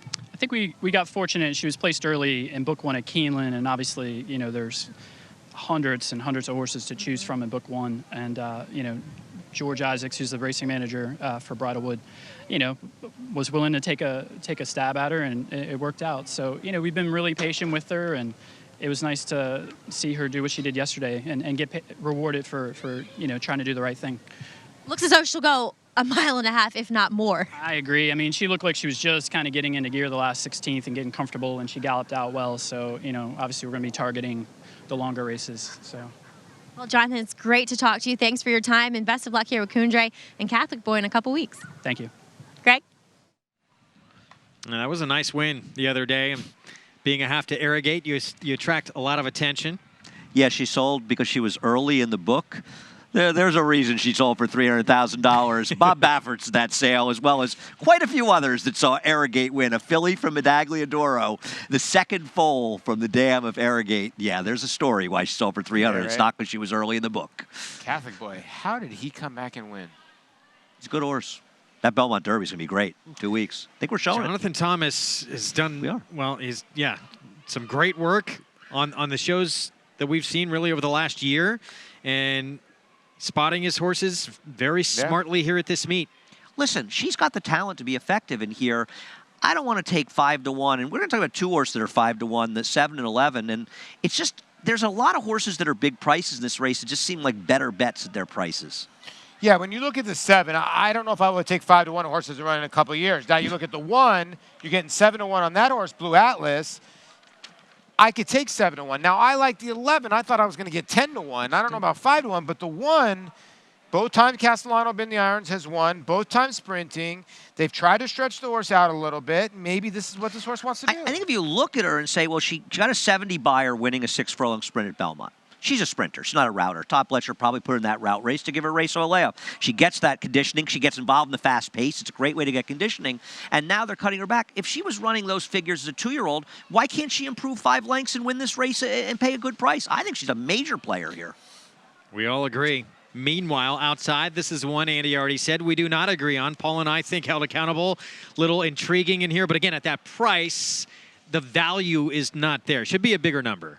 Well, here's the thing. She won from the 9 hole, so she was rating from outside debut. when she did win in her debut on the turf, and I thought it was okay. I thought I was going to get 10-1. I didn't think I was going to get 5-1 here. Right. The quality of the horses that she beat in her debut are so significantly below who she's facing here that if she runs back to that race, and it was her first start, I understand that. But like, we're talking about the 1 horse has got to improve 5 lengths. She's got to improve 10 lengths to be competitive here, in my opinion. I don't know about on the 10 turf. lengths. On the turf, maybe like 5 lengths. The other part about this, too, is... First of all, she's gotten better from that debut. Well, she got better on dirt, Greg. She got better on dirt. We don't know that she got better on turf. You're saying, and she's supposed to get better, but we're not sure she got better on the turf. Maybe she's a dirt horse. The other part to this that we haven't mentioned, is the 3 just the best in here at all? Because besides the 3's first start, she's taken on open company. All these other horses have been running against New York breds. I don't think any of us are saying that the 3 isn't the horse to beat, No, or I'm just saying. the 2, Ella Weasel, isn't probably the second licensed winner. There are other horses here, and I think there's a difference between picking and looking at odds. Wouldn't you say, take what we know out of everything, like a basic horse player would look at this and say, just based on who the 3 has been facing, I mean, the 3 should be a very short price in this race, shouldn't she? But dropping into this level? But speed figures drive the odds. Whether you're looking at Buyers or the Thoroughgraphs or the Ragazins, speed figures drive the board, and she is simply not really that much faster than a number of horses here. So that's why she's not that heavy a favorite. It's not 1970 anymore. The other part to this is maybe the 11's taking in a lot of money, and I get it was way behind, but, you know, Wonder Godot was second in the Kentucky Oaks. And they do see Wonder Godot on the program, and a lot of people do look at that. Or the outside runner, yeah. Yeah, outside runner.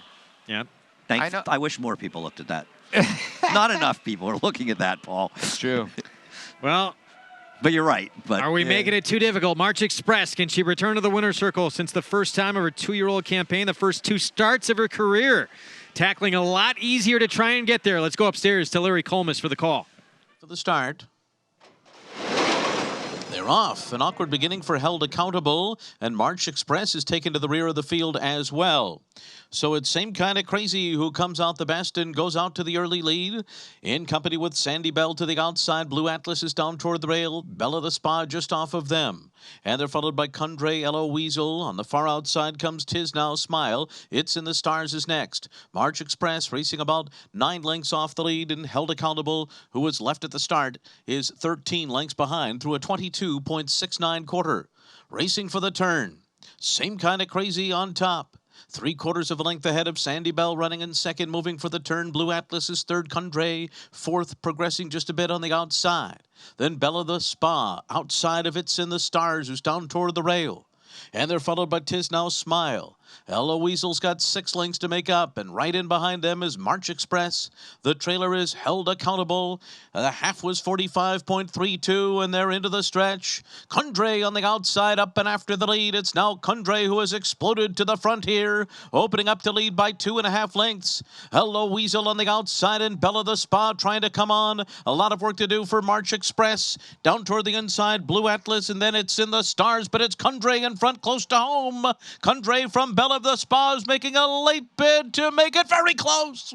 Maybe got there. Bella the Spa and Kundre dead tight on the wire. Then Ella Weasel and March Express in 121.26.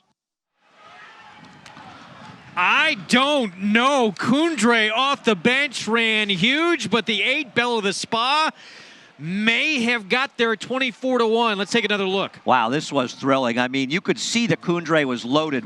Paul noticed it first, and we all saw it right after that. Perfect trip and loaded there on a relatively okay pace. But Bella the Spa, the 2 layoff horses, what did we think, guys? This is very close. Oh, man. Oh, the 7 got the bob. The 7 got the bob back. Here's the thing what happened. 7 got the bob. When he stuck the 7 was cruising. When he hit the 7, the layoff kicked in. You can see the tail starting to swish. Well, they were moving. And they were moving. You're right. I mean, this horse ran giant off this layoff. The 8 ran well, too. Went by and then didn't go by. Well, it was a head bob. Just off the bob. I mean, this was the last point the 7 would have had the lead. Oh, you're right. You're right. The 7 wins the race. We'll go back to the beginning of the race where the 3 and the 11. 3 always breaks slow, but the 11 got absolutely left, but did no running after that at all. But yeah, just sort of hopped to the start. Joe Bravo outlasting Bella the Spa. Dylan Davis just edging out the 8, although it's not even been posted yet, but it certainly looked like it was the 7 just hanging on. Let's go back to the beginning now. And the 11, hops out of the gate. And it has been posted now, the 7 Kundre over the 8 Bella the Spa. Now you can say your 11 had an excuse for running absolutely nowhere. Right? So you guys don't feel like you were as wrong as you were. You realize you're a terrible person, right? that is not, yes, I realize I'm a terrible person. Can I get a little credit for throwing out the 8?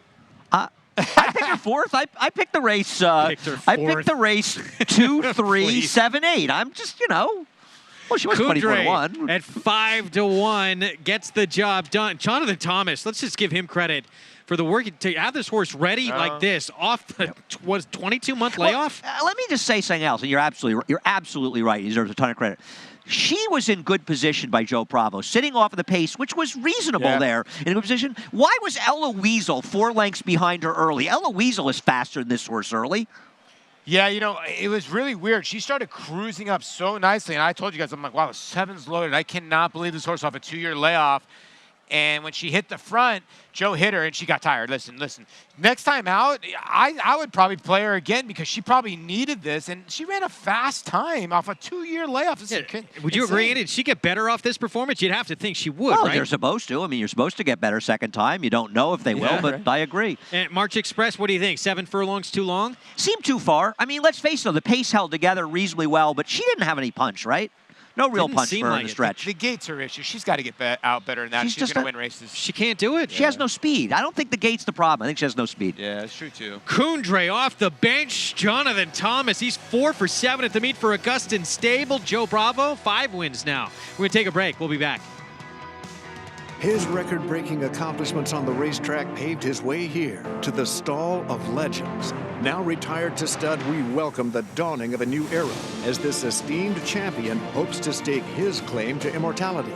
His blazing speed and striking good looks have been passed down to his remarkable first foals. Foals that will carry the flag of their famous father and one day hope to break records of their own. Medication-free and undefeated in sprint competition. Run Happy, standing at Cleveland Farm.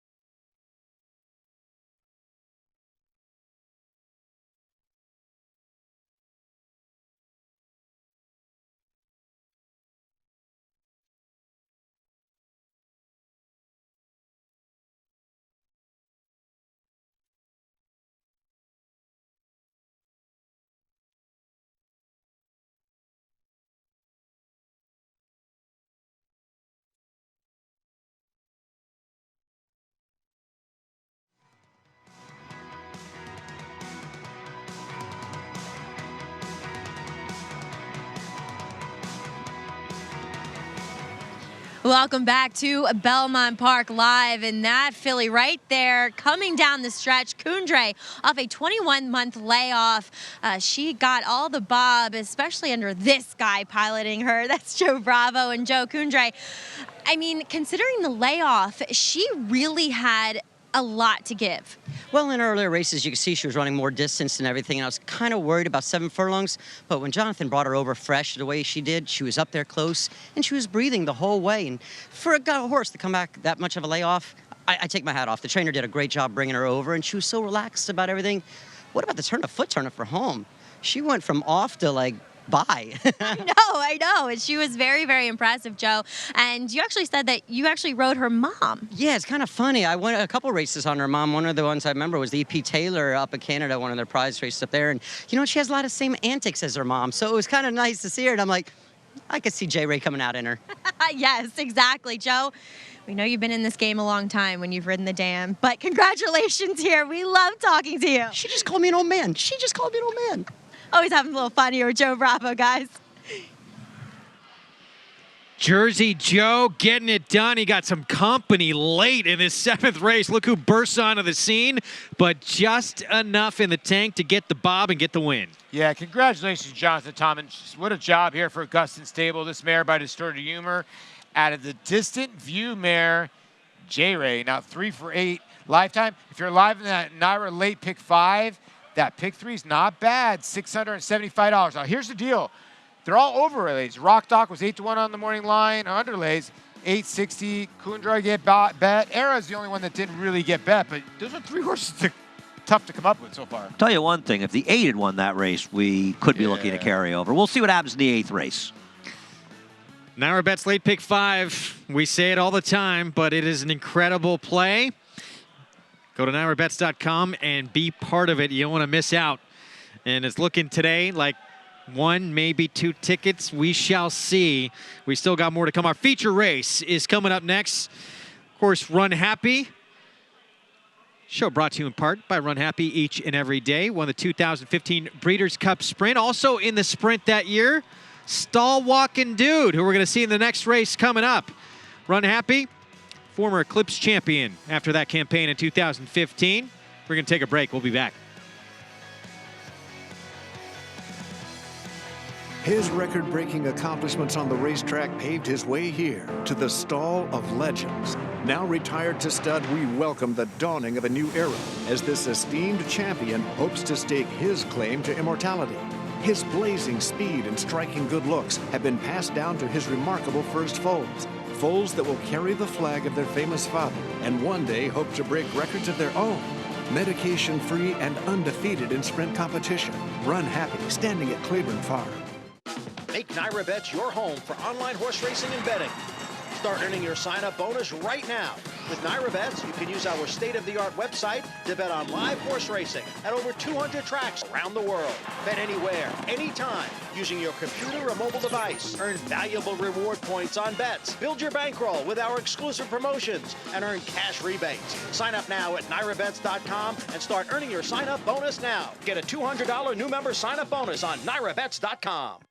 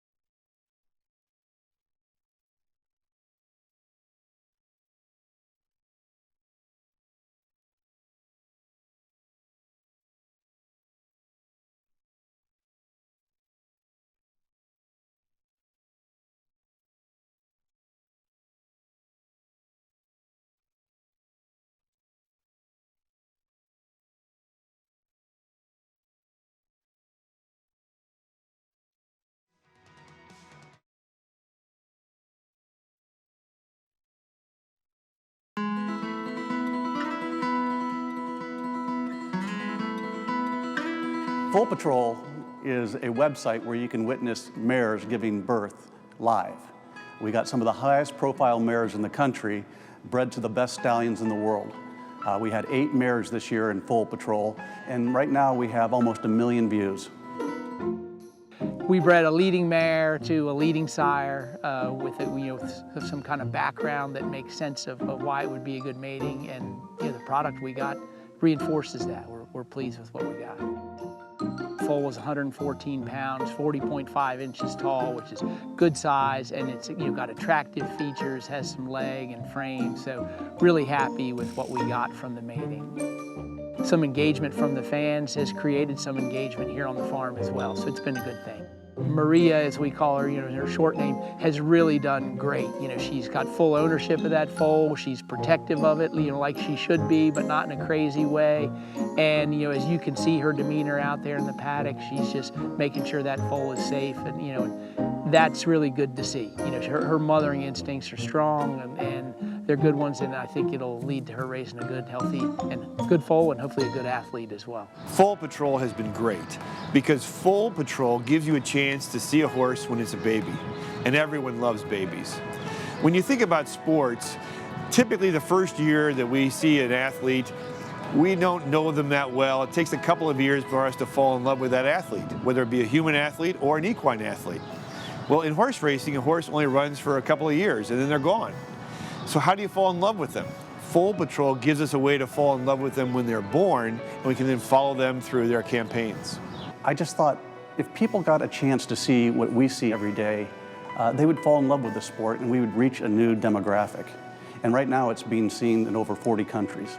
The National Museum of Racing and Hall of Fame has to be involved in the next generation. People are getting their information from their smartphones, iPads, and we're engaging a whole new generation to come and see the museum. We do traditional things extremely well here. We honor the past, but we have to look to the future and realize we have to get information to people where they are actually searching for it. This website is very informative and educational. People can learn about their daily routines, what they eat, what time they come in. It tells about all aspects of giving birth. Once you see a foal being born, you'll never be the same. You don't fall in love with a thoroughbred at the racetrack. You fall in love in the foaling barn. And when you see that horse being born, you're saying maybe this is the next Triple Crown winner. Well, that is great. FoalPatrol.com, where you can go to see a lot more of that in partnership with the National Museum of Racing Hall of Fame, and a good way to get more people involved early on in these horses' careers and see them when they're born and then when they make their way to the racetrack. It'll be quite a progression to follow them along. We got a lot more coming up. We're going to have our feature race ahead, but time right now for What's Trending. Okay. And we all remember California Chrome. You guys were Chromies, right? It was a big thing, right? I mean, listen, California Chrome was a phenomenon. And listen, one of his brothers, or full brothers, Fabersham, is that how we're saying it? Fabersham, yes, on the turf. Took 5 starts to get it done and finally got it done. Like his bigger brother, who did win on turf, if you forget. He did win a race on turf at Del Mar. They were thinking about sending him to Royal Ascot. Yes, that's true. And listen, this is a horse that ran well first time out, and then a horse actually fell in front of him in his third start, and Art Sherman is quoted as saying that the horse has been a little bit spooked a little bit and has gotten a little bit better. Meanwhile, New Money Honey returns and gets the job done. The former Breeders' Cup winner, multiple Grade 1 winner, got a little bit of a test, had to work a little bit, but wins off the bench. Yeah, it was nice to see her go back to the winner's circle, and also a nice performance for the second runner. Meanwhile, good to see this.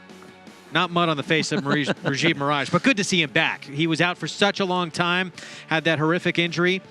Came back on, really his big win back was Irish War Cry in the Wood Memorial. And then we saw him go down the other day, just bruised up a little bit, but back and he's fine. Yeah, I'm glad to see him. I like seeing Raj a little dirt on him, especially when it didn't happen because he fell off a horse or something. Yeah. And terrific guy, and you want to see him back riding. Putting some work in the morning. Gotta like to see it. And that's where a lot of times these jockeys find the special ones, right? By putting that hard work in the mornings when we're still asleep and Andy's taking the subway. No, I'm sleeping. I can't imagine you guys wake up later than me. We have a great one coming up next. 6 furlong sprint with a load of talent, and it goes through this guy right here. Stall walking dude, 8-year-old millionaire who has been around for a long, long time. And as we said at the top of the show, his last race, maybe one of the better he has ever run. The Grade 3 fall weight handicap when he won at Aqueduct back on November 23rd. I mean, he's just a good horse. I mean, how can you argue with his resume? As a 7-year-old, 3 for 11, 500,000. As a 6-year-old, 4 for 11, 500,000. 650,000 here at Belmont. I don't see him slowing down, but he is running into a horse that is very, very, very good and a colt that is up and coming right now. Yeah, I mean, the big question with him is whether or not he's going to be ready to run off the layoff and run his race. And as you say, Wonderful Light's an up-and-comer. He was once in a non-winners of 3 lifetime claiming race. Wow, he would win that back in August of 2014. Then he actually won on the turf in a 16,000 claiming race. He has been around for a long, long time. We'll see him in his return coming up. $200 sign-up bonus. Use the promo code LIVE. Go to NYRABets.com. You can bet this race coming up next. We'll be back. Stay tuned.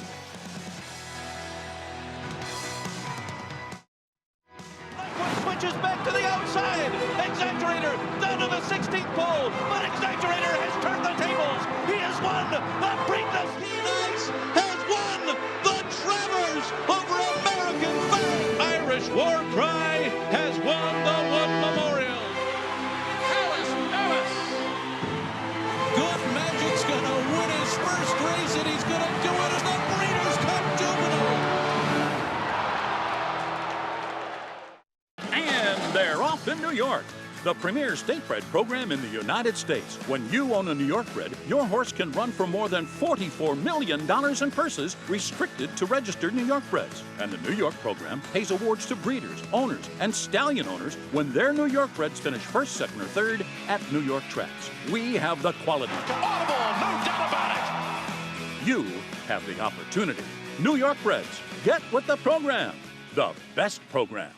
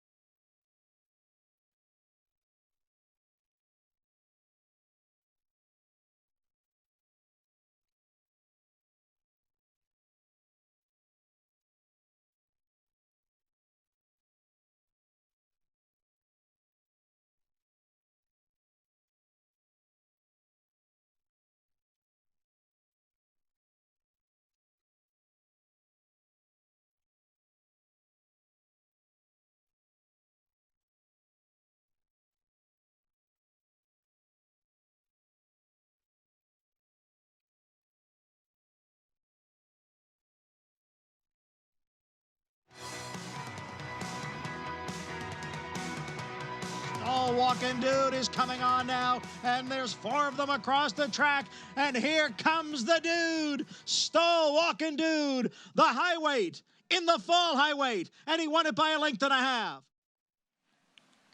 He is a warrior. Stall Walking Dude making the 60th start of his career in his 8-year-old debut here, looking for the 21st win of his career. Multiple stakes winner, including a grade 3 last time out. Let's go downstairs to Maggie Wolfendale and our Paddock Report. It's brought to you by Hillendale Farm, now standing curling for $150,000. Thanks, Greg. And we have jockeys up here in the paddock as we'll check in with our millionaire resident here, and that is number 5, Stall Walking Dude, as he returns off of a layoff. Now, this is the 3rd time I've seen him come off of a layoff, and I must say that while he hasn't run that well off of those respective ones, this is the best I've seen him coming in off of a break here for David Jacobson. I noticed last year, it looked as though physically, as a 7-year-old, he was doing better than ever, and really, he looks much the same here. His coat looks fantastic, which in years past has kind of been a complaint of mine with him. His hindquarters behind the saddle look strong, also something where he's lacked in prior efforts going back over the years. But I really can't fault him here, guys, other than the fact that he is a little chilly on the board, as we'll take a look at the one who is getting all the attention. That is number 4, Wonderful Light in here. And I think with every race, this horse becomes more robust, more bulkier, and just more of a solid-looking animal. And I think this future is bright for this Michelle Nevin runner. We'll see if he can prove it here today. Greg? Maggie, thanks. This is a big test for Wonderful Light today. This is to see if he maybe moves on and starts tackling a lot tougher competition, which if he can repeat what he did last time out, well within his scope. I'm a gigantic fan of this horse. I've been a fan of him all winter. I mean, 102 Beyer breaking his maiden and beating the likes of Switzerland, who's now won a graded stake race in there. And then when he came back in his next start and finished 2nd, he didn't break well. It was a super strong inside track. He made a big wide middle move in there. I thought he ran very well. And last time out, he ran down a loose on the lead performer. Well, we'll move on to Stall Walking Dude, and you see David Jacobson's not good off of these kind of layoffs. All right, Andy, of course, talking about the 4, Wonderful Light, who is the even money favorite right now. And we're going to see him in a moment as we get set for our post parade here. And here is Forge. Will break 2nd from the outside, Rudy Rodriguez, and this horse has won 3 in a row. He has. He's improved a great deal, as it often happens when Mike Dubb and Rudy Rodriguez claim a horse. But, boy, he gets a big class test here. Remaining half of the entry. Yeah, 4-1 here in this spot. And here's the 3, Angry Moon for Chris Engelhardt, Michael Leslie aboard. Sneaky long shot, who with the scratches could be the controlling speed, but is he good enough even under those circumstances? 4-horse Wonderful Light. Andy was just talking about this son of Tis Wonderful for Michelle Nevin. Yeah, looking for 3 in a row, and sharp as can be. Wow, looks the part. I don't know about even money, though, because this will be a little bit of a test for him, but the one to beat.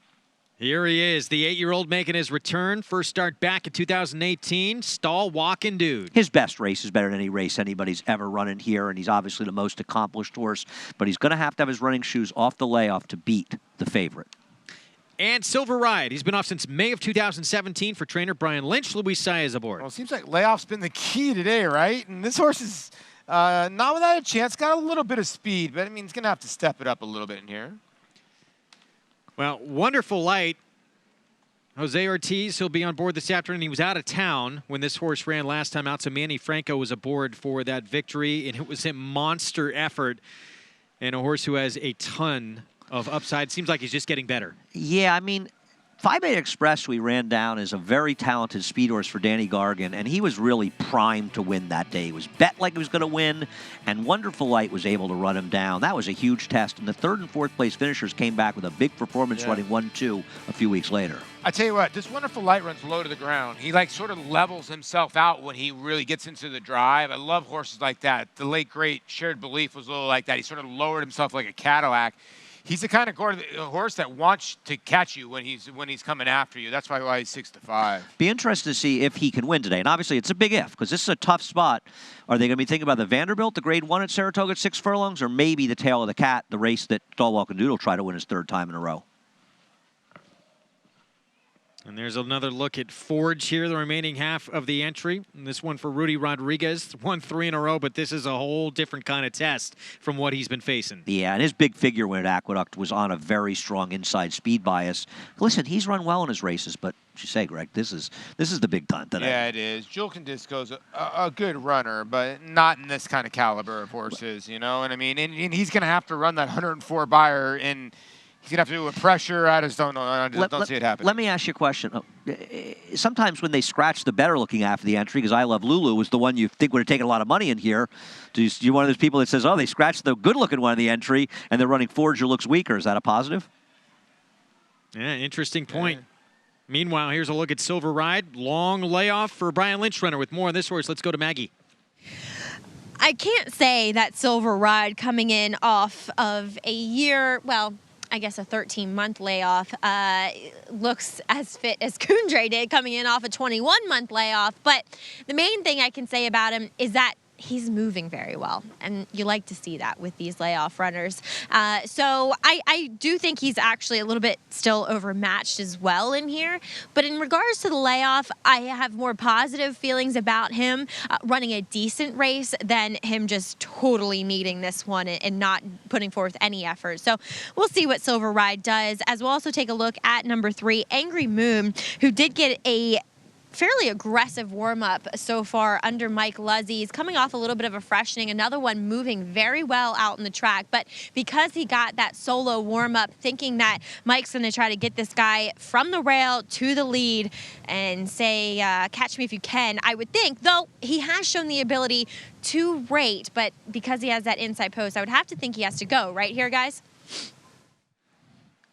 100%, especially, I was going to ask you guys, with I Love Lulu, the one out of this race, how much does the complexion of this race change now because Angry Moon can control things on the front end? He is the controlling speed. But we saw Wonderful Light run down a pretty good horse named 5 Bay Express, who was loose in the lead as well. But I agree, he became a player with the scratches. No, he does.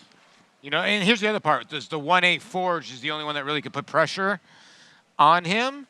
I don't know. That's what Stallwalker dude needs. I mean, Forge has a tiny bit of pace, but not a ton. Yeah. No, but you're right. He is the one horse that could be sitting outside of him. And yeah, I mean, that makes how much tougher does that make life now on the old man, Stallwalker dude, without I Love Lulu in this race? I mean, if the 3's alone on the front end, it doesn't help. But the dude, if the dude runs his race, man, these horses are in trouble. The dude will abide. Well, he's going to make his run no matter what. True, too. And then the other part of this is we're looking at the 6 now. Silver Ride off the left, the gray. It seems like those kind of class horses in small fields, when they get bunched, they find a way to kick.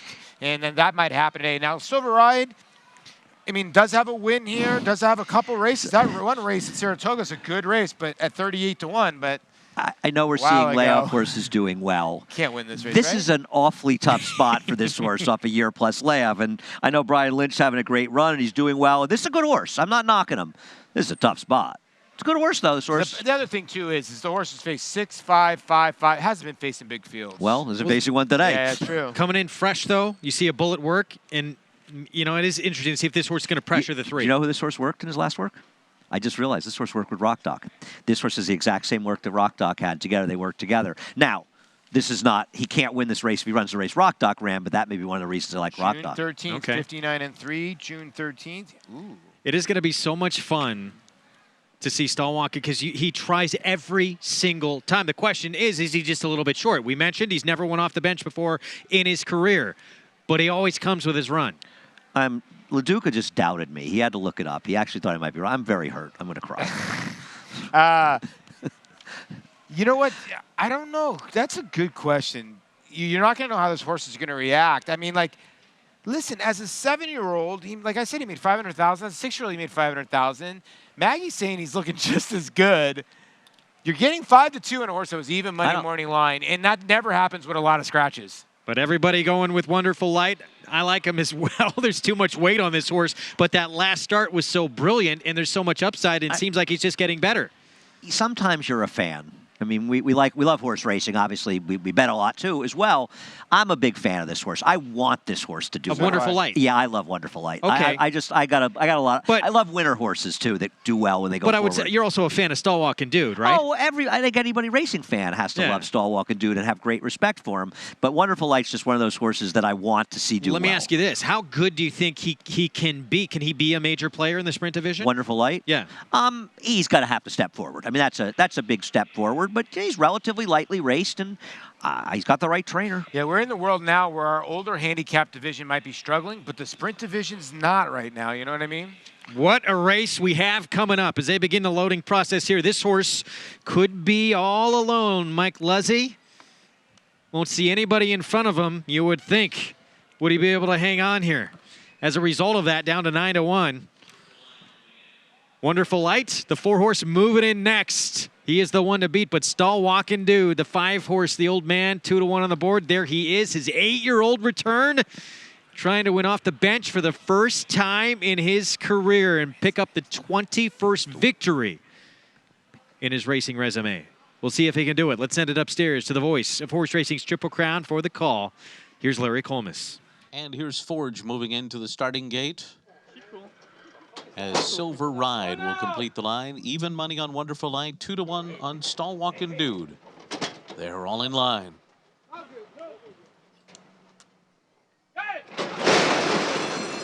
They're off. Angry Moon sent out of there with company, though, from Forge on the outside, and Forge is sent to the lead here, getting in front of Angry Moon early on, and Silver Ride gets into the mix, too, as Jose Ortiz wrangles back Wonderful Light to sit 4 lengths off the speed and 3 ahead of Stall Walking Dude.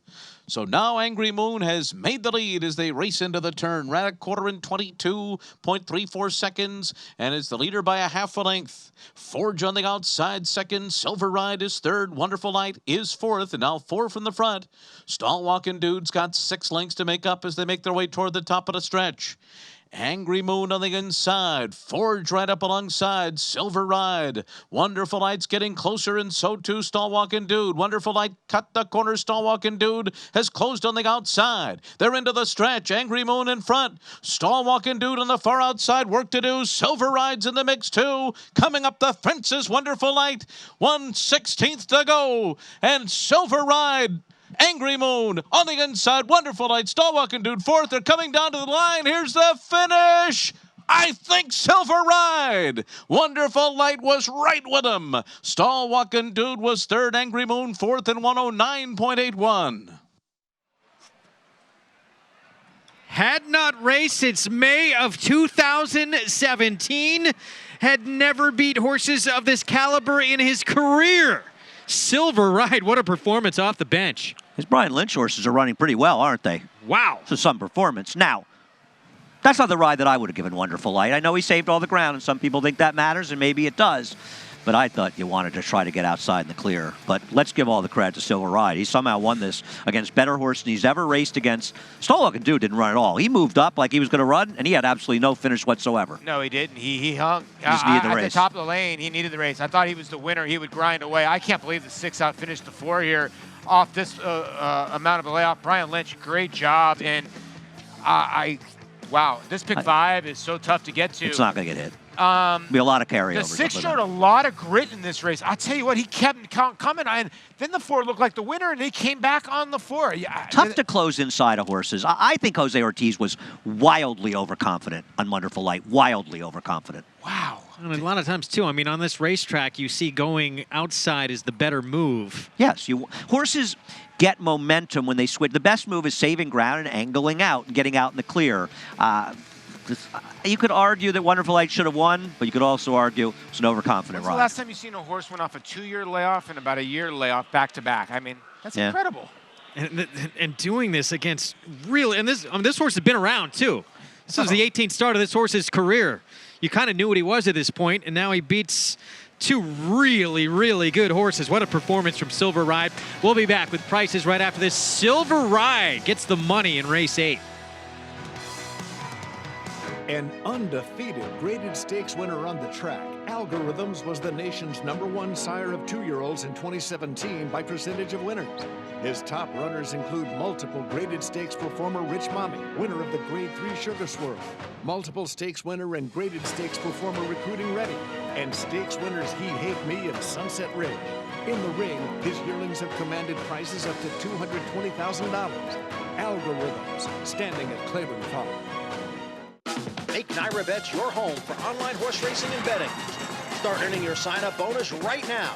With NyraBets, you can use our state-of-the-art website to bet on live horse racing at over 200 tracks around the world. Bet anywhere, anytime, using your computer or mobile device. Earn valuable reward points on bets. Build your bankroll with our exclusive promotions and earn cash rebates.